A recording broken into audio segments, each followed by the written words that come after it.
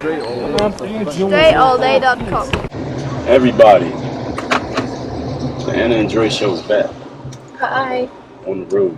I didn't even know we were going to film a show right now. Well, I just told you then I turned on the camera that you didn't know. No, right? Like a 30 minute. seconds ago. Yeah, 30 seconds ago I didn't know. So. Okay. So, the reason why we having this show is this was not planned. Anna was talking about it's like a networking group that you went to Yes. the other night. All right, so she does this kind of stuff. Listen, I don't go to no network. I network by making YouTube videos. That's my Instagramming. You're a virtual networker. Yeah, I'm a virtual networker. I ain't going to no events. I'll be in bed or I'll be at home working. I'll be out working. Yeah, she goes out and meets people and sees the town and all that shit. And I'll be at the crib working or at the office working or... Yeah, that's pretty much it. I take walks around the neighborhood and I run and I ride bikes, so I know the neighborhood, but I don't just be around purposely looking to meet people that she does. So that's why the way the relationship makes it work. You got one person who's just in the crib and you got one person who's out with us. So anyway, you were at a networking event and just recap what you were just telling me 1 minute ago. Okay, so I go to there's this networking group in Miami and a lot of other cities, and it is focused Dude, it's a fucking roundabout. What are you doing?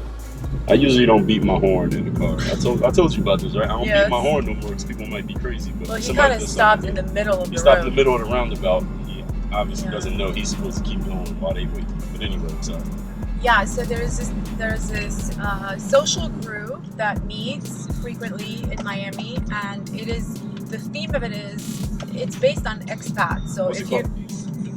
It's called Internations. I'm explaining it right now. So if you are an expat, meaning if you are born in a different country and you came to United States and now you live here, or if you travel to different countries all the time, it's a networking group for you because there are other people like you who are also from other countries. So the group has many groups within, but it also throws these big events. And I usually go to these big events because there are over 200, 300 people at these events. They're at very beautiful locations usually. And it's just a nice place to go to. Normally it's a nice venue and people that you meet there are sophisticated. There are no kids there. There are no people in their like early 20s. They're usually like 25 and up. And I like going to those sometimes. So this Internations thing is it's for people who are from out of the country or who travel, and the purpose of it is what? Like, what's the stated purpose? So stated purpose of it is to meet other people and socialize and make friends in different places in the world, because this Internations is in 200 something cities around the world. It started in Germany, but it's in 200 something cities. So let's say you live in the United States and you're traveling to Istanbul, Turkey. You can go to Internations there, even if you don't know anybody in the town. So you can meet other people and instantly you have friends. So Internations is like social media, but in real life. Yes, actually, yes. And they have their own app and you can message people and they have the whole system set up. So it's kind of cool. So it basically takes social media and makes people actually meet people in real life. I know some of you millennials, I guess. Y'all don't normally Gen do that. Zs and millennials. Yeah, whatever they call it, the youth these days. You sound like an old man. Whatever they call the youth. The kids nowadays. Whippersnappers. Whippersnappers. All right, so you go to the event and what? Whatever they call the kids.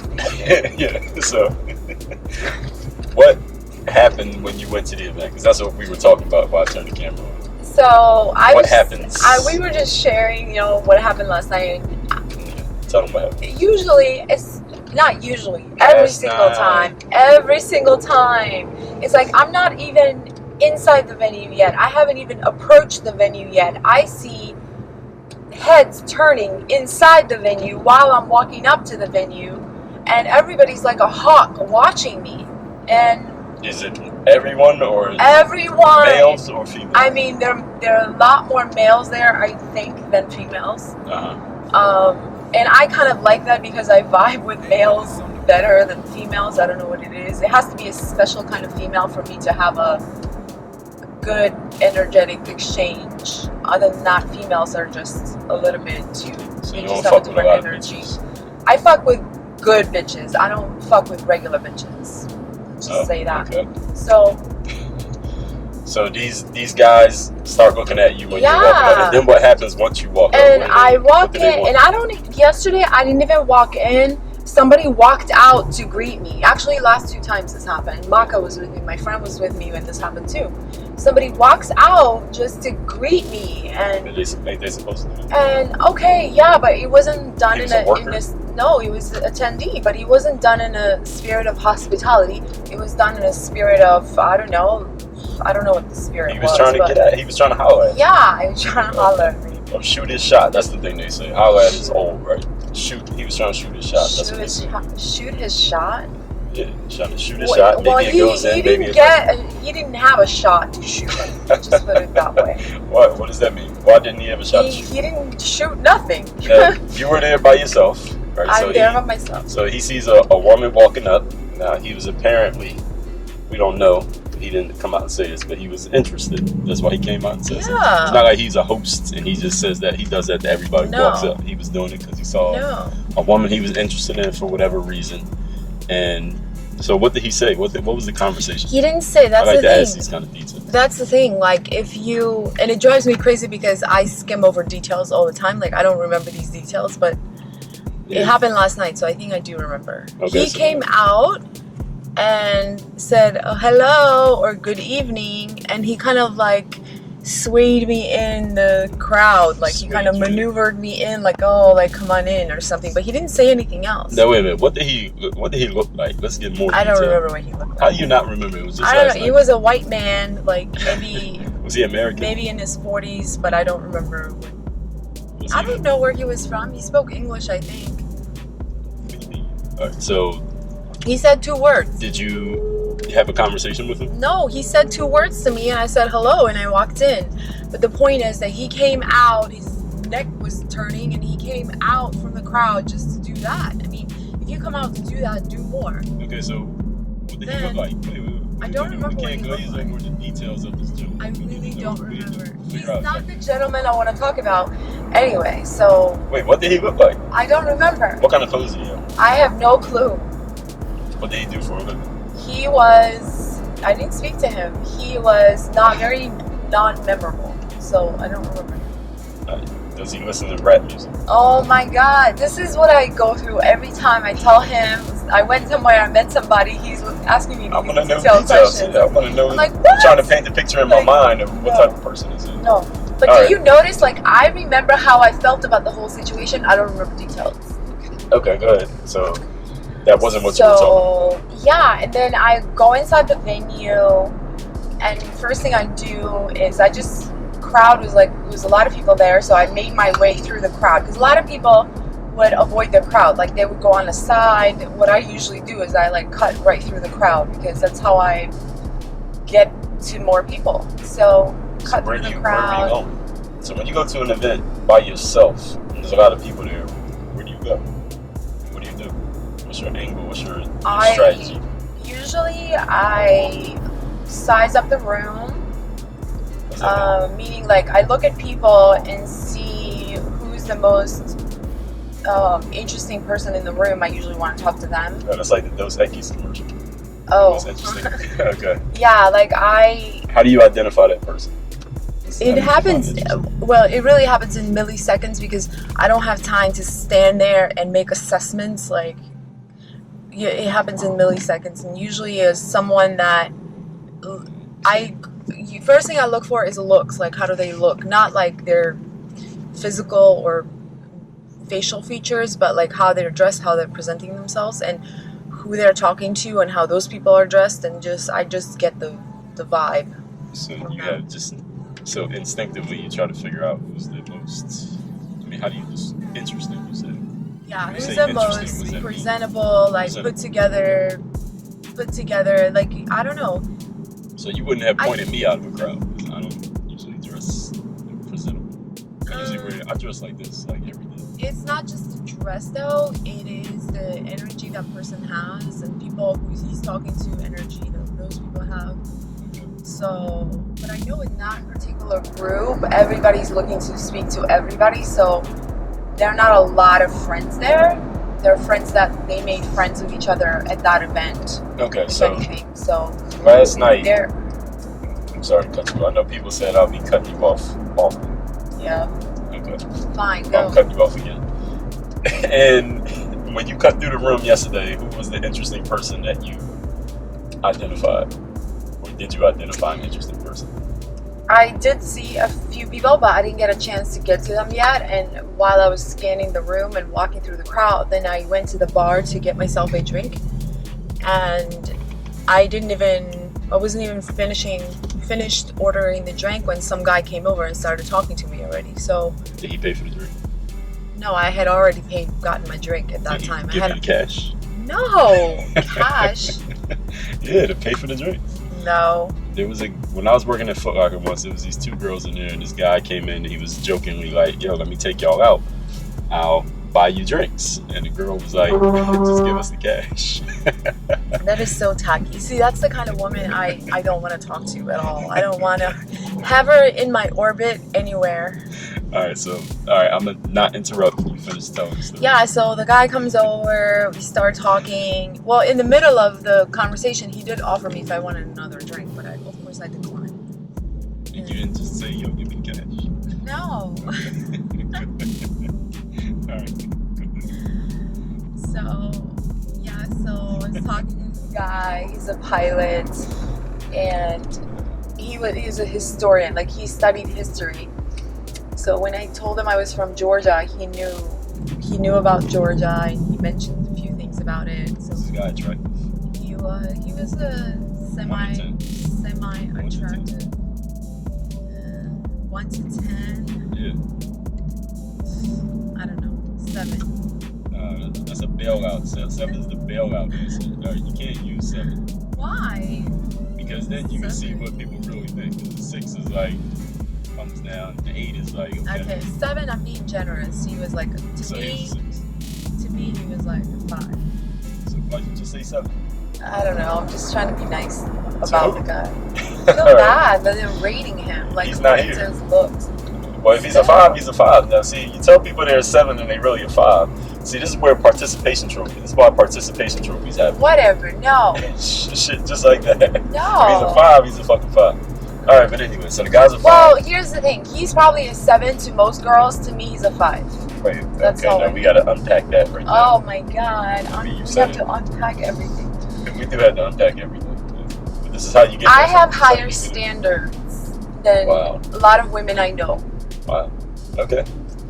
All right. So when he it was. comes to We'll come men, back to that. their Maybe. looks and their brains and how they dress and everything.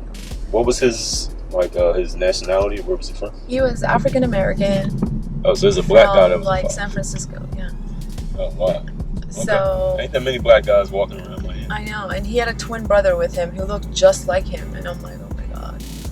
Wait a minute. I met the twin brothers. Is it the same twin brothers? Remember, I went to one of those events with you, and there was these 2 guys there. I don't They were remember. twin brothers. Was he bald? Yeah. Oh my God. He was I probably met the them same guy. motherfuckers. He was probably the same guy. I know who these dudes are. Yeah. He was very talkative. He came up to you, right? Yeah, he was telling me a bunch of stuff. He told me his twin brother, and his brother was standing on the other side of the room, and he came over. Oh yeah, they're the same people. So it was that guy. Yeah. So Now are it's they coming both back 5s, or is one of them looking better than the other one? to, no, they're both fine. They're both 5s? All right, so if y'all twin brothers, y'all see this. Yeah. I mean, I was going to say don't take it personal, but how could you not take it personal? Because you're a 5. Whatever. All right, whatever. Finish the story. So this guy comes over. So, all right, go ahead. Finish the story. Yeah, so I was just... Here's the thing. I think this is important to say. Hey, witness on the beat. Because it came up after I was done talking to him. I was talking to some other guy, and that other guy was telling me, like, he's like, oh, I saw that black guy come over and speak to you, and I wasn't sure if you wanted somebody to save you from the conversation because he was talking to you so much and he was so aggressive. And I told him, I said, Wait, this guy, so this Captain Save a Girl, Captain Save a Woman, yeah. comes over. Wait a minute. what was his? I'm giving you context to what I'm about to say, so don't interrupt me right now. But first, I got to find out who is this guy. I will tell that story. I will tell after. So let me give you context on the point that I'm trying to make. But that point has to come first, so I know what the guy looks like, so I can picture the conversation. Oh my god! If I'm talking, let me talk. Okay. So I'm sure the audience agrees. Main point I'm making is this. When you... Now I forgot the point I was making. Was the black guy being aggressive, as the guy said? I mean, he was assertive. Like, he came over to me, and that was cool. Like, in a setting like that, I really appreciate that, because it's an awkward setting for most people. Like, you don't know anybody. You walk in alone. You're happy if somebody takes the initiative and comes over and introduces themselves. And here's the thing. Usually that's me. Usually I do that. And that's, if one of you want to get out of your comfort zone with people, just do that. Like, that's such a win when you go into the crowd, you don't know anybody, and you go into, and usually people standing in 2s or 3s or 4s, and it's so hard, like, mentally, to be like, oh my god, I'm just gonna go and, like, interrupt this conversation and introduce myself. Like, am I an intrusion? Like, people are scared to do that, and I think that's a good exercise. So I make myself do that all the time. It's not comfortable for me, but it usually lands me good conversations, friends, and it gets me out of my comfort zone. So it's good that the guy came over, because he made it easy for me to just start mingling. So we were talking, and I'll tell the point after in the second story. So the guy comes over, and he says, I was wondering if you need somebody to save you from that conversation. Then what happens, and then let's get into why we even started this video. Then what happens, we were talking to him. He was a history major, and he loves history, so I was talking to him about certain things about Georgia and the US, and then he started talking about politics and Trump, and you know, I knew how to kind of get him off that subject and talk about something else. And he's a pilot, so I was asking him questions just to get education for myself about certain things I was interested in.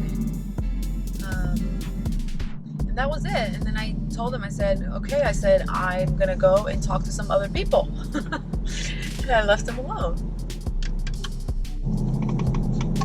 Alright, so we started this video because you were talking about how when you go to events, like a networking event or a social meetup type of event like Internations, what you've seen as a habit in the men at these events. That's what we were talking about before I turned the camera on. That's what I want to talk about and ask some questions about. Okay. So what was it that you say happens on a regular basis that you were kind of perplexed by, something that you didn't think is what it's for, but it's happening? Yeah, so when I go to these events to network, my aim is to just meet interesting people, and whether or not I'm single, either way, both times, that's my aim. My aim is not to meet a man to go home with, or get married to, or something like that. I don't know, whatever they're looking for. But I get the feeling that most people there are just have that ulterior motive, and they cover it up with, oh, this is just a social and networking and friends, but the ulterior motive is, like, I guess for guys is sex. I don't know what it is for women. So it's just like very palpable in the room when you start talking to people. Like, you realize they are not there to just meet human beings. They're there to meet sex objects, I guess. I don't know. So what you're saying is, if I'm hearing you properly, the men come to events like this, these meet-up events that are supposed to be about socializing or even connecting business-wise, possibly. Yeah. But you can feel just your... their energy, their energy is about, like... They're just trying to meet a girl. Yeah, because every time I talk to... A lot of times I talk to them about... And my thing is, I talk to them as human beings. Like, I'm not going to flirt with you when I'm talking to you. Whether or not I'm single, it doesn't matter. So what if you're talking to a guy you like? I'm still not going to flirt with him. And how is he It's supposed not- to know that you're interested? By me being interested in him as a human being, not as flirting. Because when I'm flirting, I am trying to play a game. And a great man sees right through the game. And playing a game as a woman, that means that you are trying to impress. And I'm not trying to impress. Okay. Continue. So playing a game is an insecurity. When you're insecure, you play a game. And flirting is a game. And flirting is a game. I mean, again, it actually depends on the kind of flirting. I mean, what's really flirting? What's the kind of flirting? We had to do a whole other video. Yeah, I don't know what flirting is really. Flirting can be But you're saying you don't do that? non-sexual and non-threatening. Like, a girl can flirt with another girl if she's not, like, same gender people who are not interested in each other it can be a flirtatious comment, but it doesn't have to have a sexual undertone.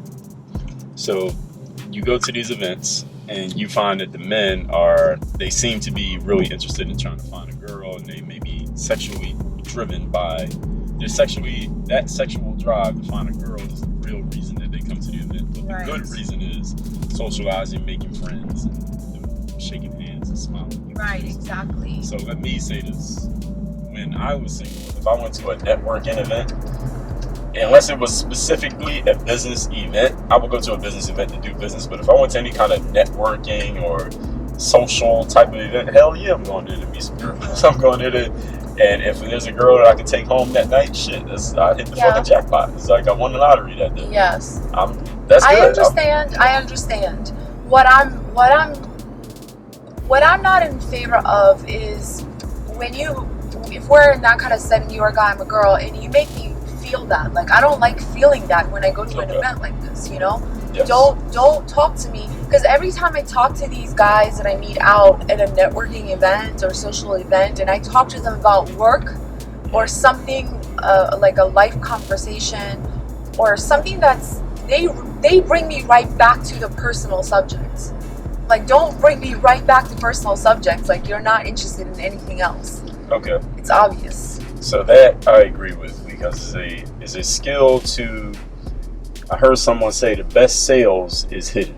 Like when someone's really good at selling, you don't even know they're selling you something. Exactly. Because they're just having a conversation and they weave it into the conversation that they're having, whatever it is that they're selling or offering. Yeah. Now there are times that you can come out and make the hard sell. The hard sell is, look, I'm telling you, I'm selling you this. It costs this much money. I'm telling you why you want it. Right. There is a time to do the hard sell, but what you're saying here is the best. It's subliminal. It's very subliminal. Yeah, but the best advances, I guess, if you want to call it an advance, you can make it without being so obvious about it that the girl feels like the girl shouldn't be able to say, this dude is really trying to get with me. Right, exactly. You should be able to converse, and the girl could even be like, I'm not sure if he really was or he wasn't, and then over time you see what it was he was really trying to do.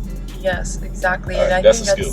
That is a skill, and that makes it interesting for me as a woman to further engage with a guy. But when he's hard selling, or not even, maybe not verbally hard selling, but you can feel the energy, like this any kind of community. thirsty ass, like this desperate energy is just such a turn off. So do you think the twin, let's call him twin. Oh my god. Do you think he was trying to find a girl to take home? Yeah, and then his brother comes over and he sizes me up and down like I'm like merchandise. And so do you think they would have took you home and had a 2-on-1 if you that's were disgusting. Don't say that to me. Okay. I'm just asking you. I'm just speaking from the perspective of a man. No, I don't want to. Not you personally. Do you think they would have did that with a girl who was interested? Absolutely. You think they're roommates? You think they go together? I don't know. I don't care. Ugh, it was so bad. Then after that, I left him and I went to the bar. I was starving and I went to order food. And another guy, white guy this time, comes up right next to me and he also starts looking at the menu. And then he said something about the restaurant or the menu. So it was very smooth, you know, like he was just I don't know. How do I say it? Like, not smooth, but it was... That's a benign kind of... Yeah, like, it was just very... He started a conversation without, like, being a hawk. Okay. So, and then of course I responded, and then we started talking, and then he wanted to eat as well. So we both ordered, and he was going to order my food for me, like he was going to pay for it for me, but I made sure that didn't happen. Is he offered?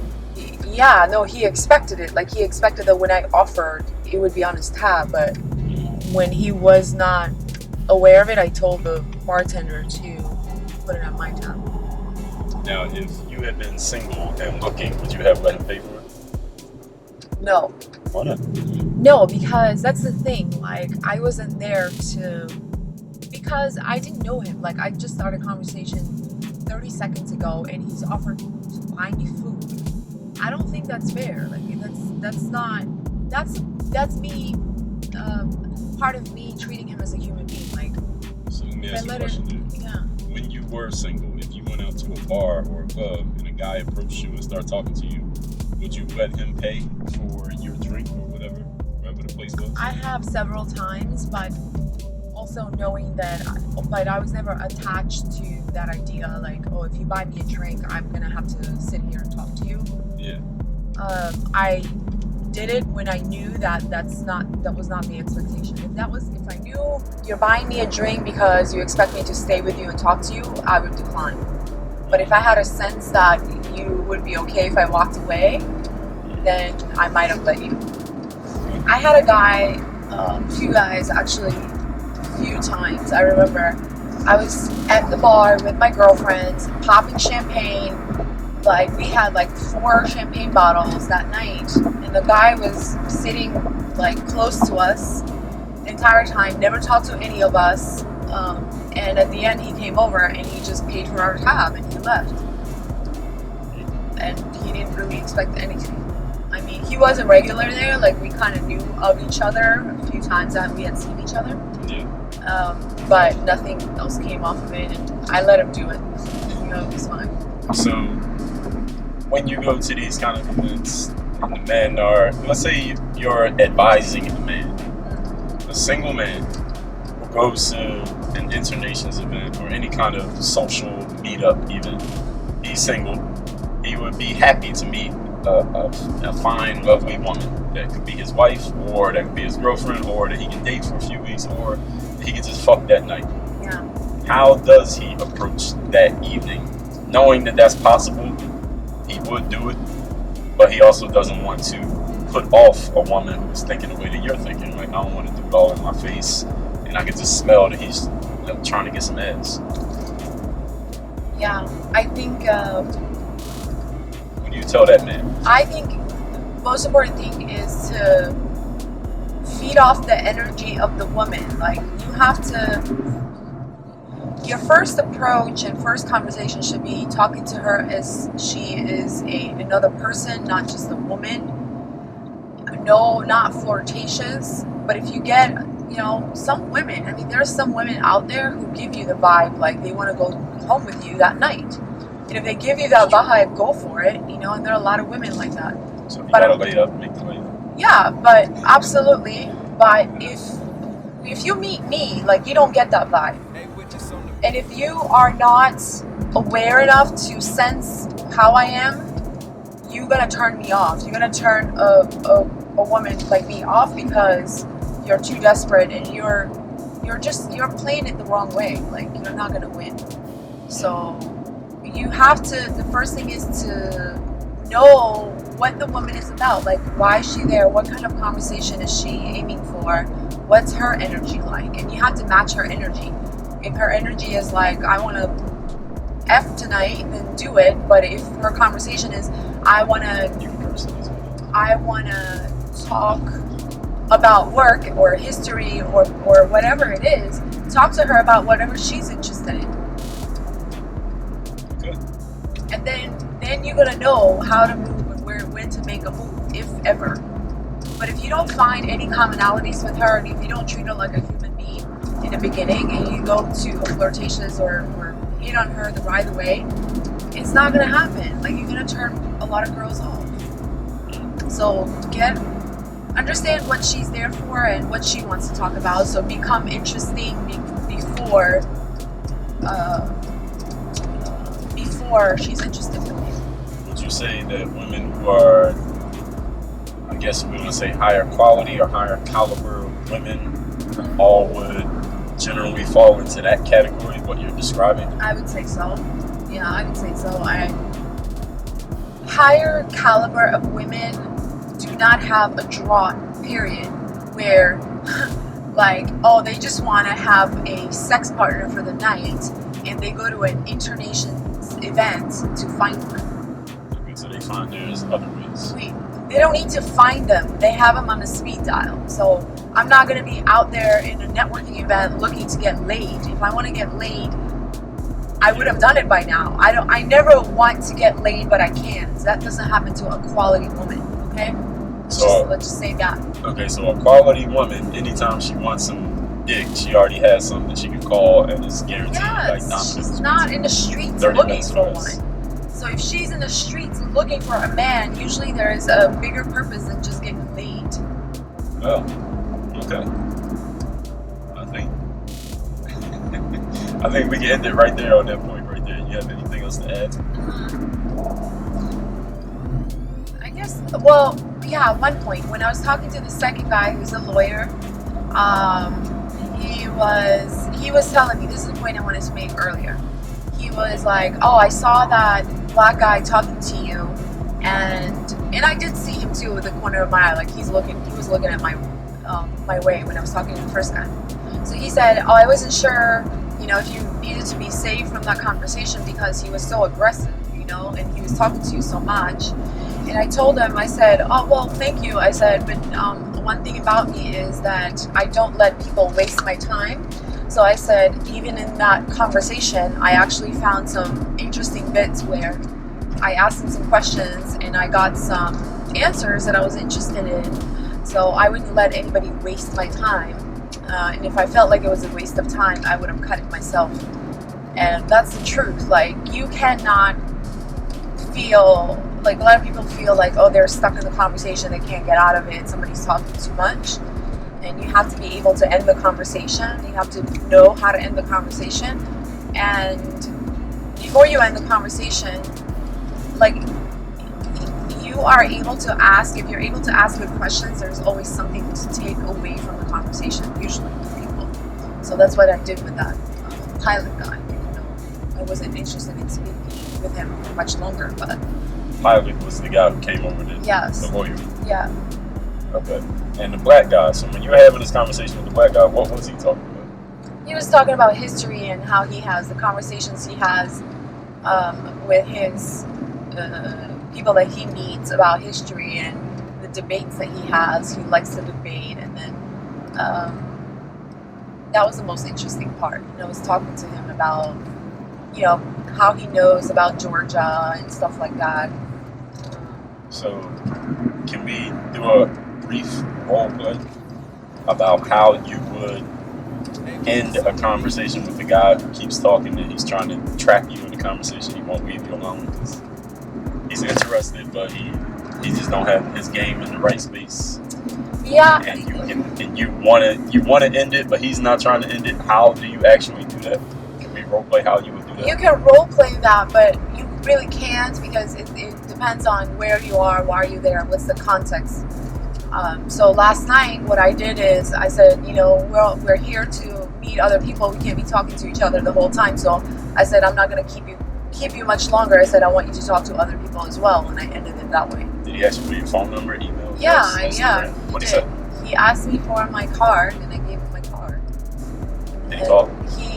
No, it happened just like 12 hours ago. But he gave me his card, and I threw it away this morning. Wow. Last night, actually. Wow. Okay. So the lesson from all this is don't invest in business cards because all people do is throw them away. I ain't got no business card. I tell people this is just fucking email. Yeah, that's what the second guy told me. He's like, oh my god, I can't believe you have a business card. I'm trying to get rid of them because I have some old ones left and I'm trying to get rid of them. I'll tell you how to get rid of them. Throw them in the trash. No, sometimes they come handy in events like that. Yeah, I'll tell them that. So, I give you my email address, or if it's somebody I would want to talk to, I'll give them my phone number. And if it's somebody I'm not quite sure of, I'll give them my Instagram. So you got levels: phone number, email, Instagram. Well, I will say that there's some value to business cards. Sometimes they save me time. Again, depends on the setting. I don't want to be pushing buttons when I'm meeting people and spelling their names. Sometimes it saves me time, and sometimes it's good to. There's more info on the business card, so you can actually research a person and find them. Okay. So there's a couple That of makes sense. there's a couple of good things about business cards. You're a wise individual. Oh, you're a good question asker.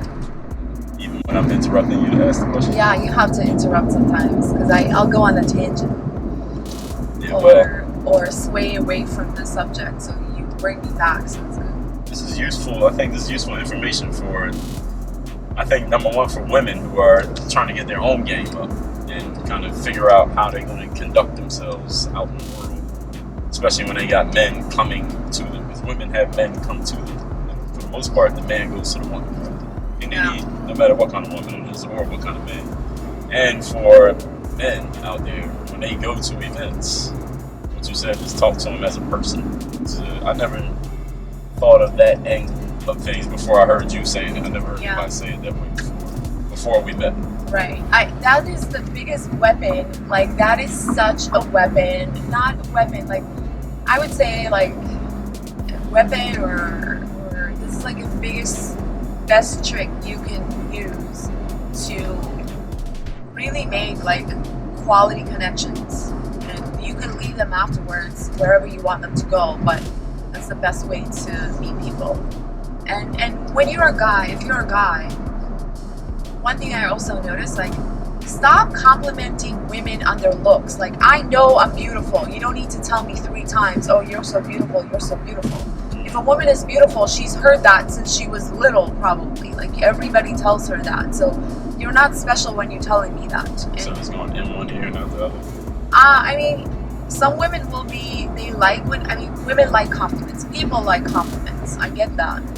But it depends on how you say it. So let's say if I'm beautiful and you want to compliment on my looks, try to find something specific to compliment on. Like, I don't know, I like the way you present yourself, or you're so polished, or find something a little bit higher grade than you're so beautiful. That is so cheesy.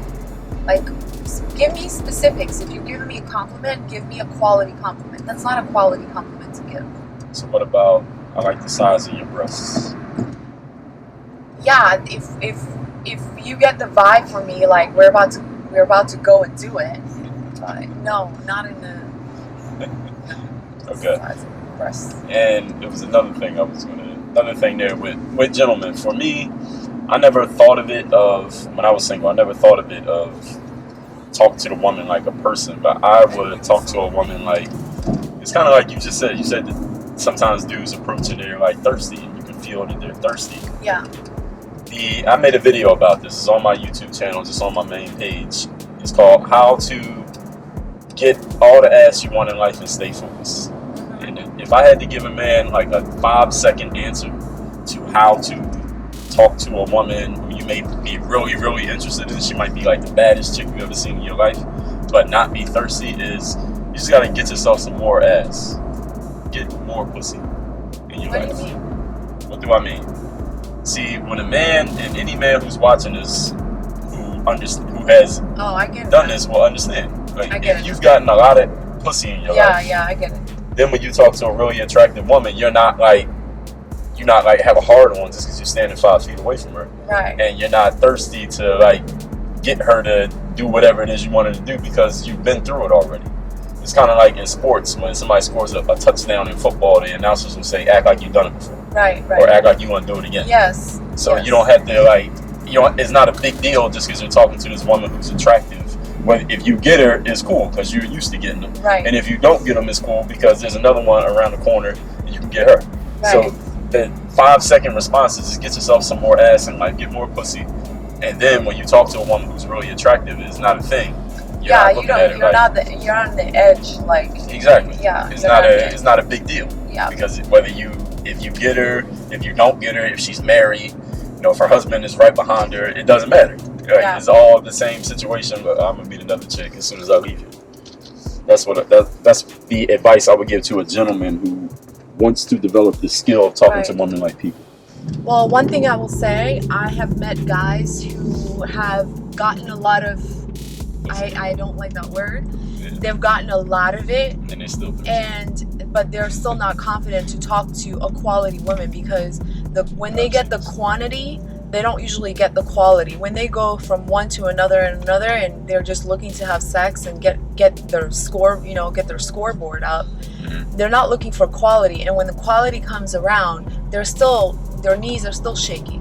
That's a good point. Now, I heard somebody say this. Getting a lot of pussy doesn't give you confidence. I heard somebody say this a while back. My dude, Big Brandon Carter. Some of y'all know him. He makes videos on YouTube more than me. Even at least nowadays, he makes more videos than me on YouTube. But I was watching a video of his. This is years ago. It was like maybe 4 years ago.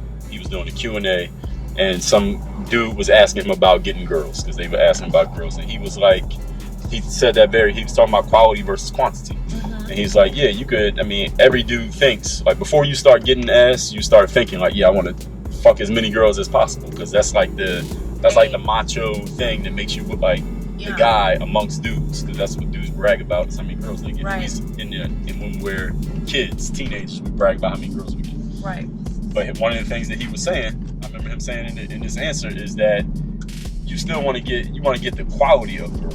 Because if you just get a whole, it's like getting in fights. If you get in a whole bunch of fights with dudes who can't fight or don't want to fight, and you beat them up, that don't make you tough. Yeah. Because you're fighting people who ain't trying to fight. Yeah. So if you fight somebody who wants to fight and you beat them up, now that means something. Even if it's only one fight versus beating up 100 people and you just bullied them because they were scared of you. Right. So or if you fought 100 guys and you know you were gonna win, like, oh, this is an easy win for me, and I'm gonna go knock him out. You knock 100 guys out. That's not gonna give you confidence as much as finding that one opponent who knows is equal or better than you or stronger than you or whatever, and you defeat him and fought him. Now you're confident. Now your game is really up. So same goes with women. Like, fucking 100 women is not going to give you the confidence that you need to go and get the real quality woman. So it's like Damon Dash said once, you're not a champion until you're in a situation where it looks like you're going to lose and you win. Yes. You're not a champion until you defeat a champion. Exactly. And Scarface, so many quotes. I give one more. Scarface said, not the movie Scarface, the rapper. Scarface said, "You only good is what you come up against to get what you got." Yes.